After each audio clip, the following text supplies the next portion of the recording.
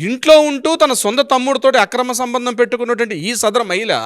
బయటికి వెళ్ళి భర్త మీద క్రూయల్టీ అని అదని ఇదని ఇతరత్ర కేసులు వేసి ఇతన్ని మానసికంగా, శారీరకంగా, సామాజికంగా, ఆర్థికంగా ఇబ్బందులకు గురి చేస్తూ తిరిగి బయటికి వెళ్ళి డివోర్స్ అప్లై చేసి ఇంకా మరలా ఉల్టా ఏంటంటే నాకు మరలా మెయింటెనెన్స్ ఇవ్వమని చెప్పి కేసు ఫైల్ చేస్తే దానికి ఫ్యామిలీ కోర్టు అనుకూలంగా ఇవ్వడం. అయితే ఈవిడేం చేసింది, పోనీ అక్కడితో ఆగితే బాగుండేదేమో బహుశా. ఈమె అక్కడితో కూడా ఆగలేదు. ఈమె ఏం చేశారు, మరలా హైకోర్టుకి అప్పీల్ చేసుకుంది. ఇతను ఇస్తున్నట్టు మీరు ఫ్యామిలీ కోర్టు ఇష్యూ చేసినటువంటి 4,000 రూపాయల మెయింటెనెన్స్ నాకు సరిపోదు, నన్ను 20,000 రూపీస్ ఇంక్రీజ్ చేయమని చెప్పి ఆవిడ హైకోర్టుకి వెళ్ళారు.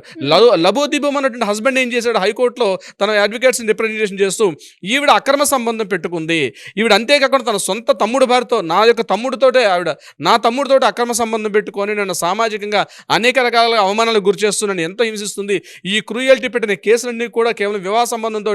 అక్రమంగా పెట్టుకొని నన్ను రకరకాల హింసిస్తుంది, మళ్ళీ ఉల్టా